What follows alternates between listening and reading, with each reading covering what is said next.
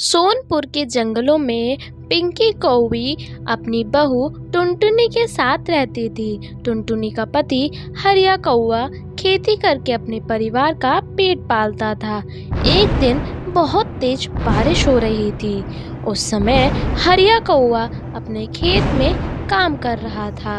अचानक बिजली जोरों से चमकती है और हरिया के खेत में गिर जाती है, जिसकी चपेट में हरिया कौवा आ जाता है और उसकी मौत हो जाती है। फिर शाम हो जाती है। टुनटुनी घर पर हरिया का इंतजार कर रही थी। माँ जी, मुन्नी के पापा अभी तक घर नहीं आए, बहुत देर हो गई है। मेरा तो जी घबरा जा रहा है और ये बारिश भी रुकने का नाम नहीं ले रही है। तू ज्यादा सोचा मत कर बहू, मैं अभी जाकर देखती हूँ कि हरिया बेटा कहाँ रह गया।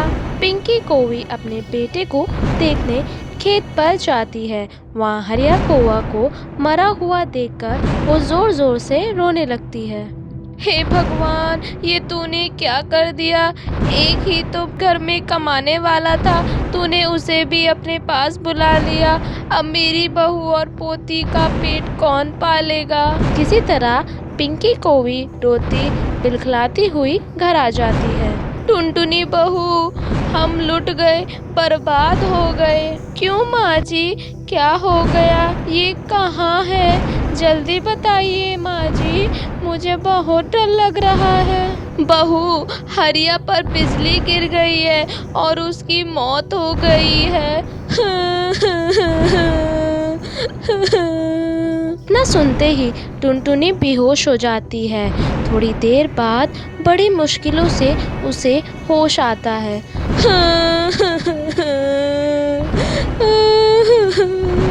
माँ जी, ये सब क्या हो गया?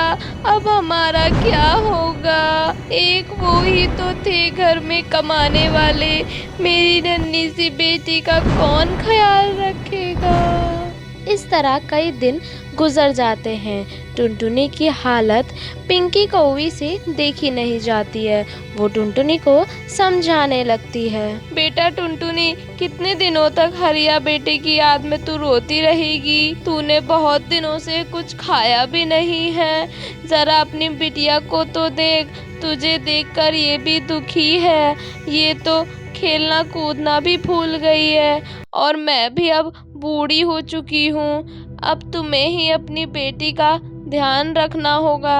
हाँ माँ जी, आप सही कह रही हैं। मैं कल ही जाकर कोई ना कोई काम देखती हूँ। अगले दिन काम की तलाश में दूसरे जंगल जाती है। वो देखती है कि खेत में कुछ पक्षी किसान काम कर रहे हैं और वहीं पास में उस खेत का मालिक बैठा हुआ है। टुनटुनी चिड़िया उसके पास जाती है। मालिक, क्या मुझे कोई काम करने को मिलेगा क्या? मैं बहुत दुखी हूँ, मेरे घर में और कोई कमाने वाला नहीं है। ठीक है, तू भी लग जा काम पर। टुनटुनी खेत में काम पर लग जाती है, लेकिन उसका काम में मन नहीं लगता है। ये देखकर खेत का मालिक उसके पास आता है। तुझे तो खेत का ढंग से काम करना भी नहीं आता है, चली जा यहाँ से, तेरे लिए कोई काम नहीं है यहाँ पर। दुखी मन से टुनटुनी घर लौट आती है। माँ जी, मेरी तो किस्मत ही फूटी है। मुझे एक जगह काम मिला था, लेकिन मैं उस काम को ठीक से नहीं कर पाई, जिसके कारण मालिक ने मुझे निकाल दिया।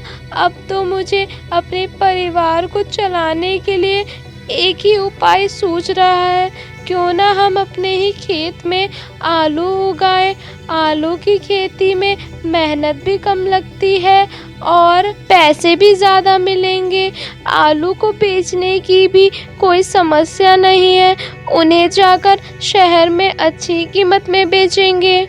ये बात तो तूने बहुत अच्छी कही बहू, कल ही हम चलकर आलू की फसल उगाएंगे। ऐसा सोचकर दोनों सास बहू अगली सुबह अपने खेत की सफाई करती हैं और आलू की फसल उगाना शुरू कर देती हैं। कुछ ही दिनों में उनके आलू की फसल तैयार हो जाती है। बहू, जल्दी ही हम लोग अपनी फसल को लेकर बाजार में जाकर बेचेंगे। 2 दिन बाद टुनटुनी और उसकी सास अपनी फसल को शहर ले जाती हैं। सेठ जी, ये ऑर्गेनिक आलू है, इसमें कोई केमिकल नहीं लगाया हुआ है। ऑर्गेनिक आलू? लाओ लाओ, मुझे दे जाओ और मुंह मांगी कीमत ले जाओ। और उसे अच्छी कीमत पर बेच देती हैं। नोटों की गड्डी देखकर दोनों बहुत खुश हो जाती हैं और फिर खुशी खुशी अपने घर चली जाती हैं। देखा बहू, तुझे खुश देखकर तेरी बेटी भी कितनी खुश है। तू इसके पास बैठकर खेल, मैं सबके लिए खाना बनाती हूँ। पिंकी खाना बनाने चली जाती है।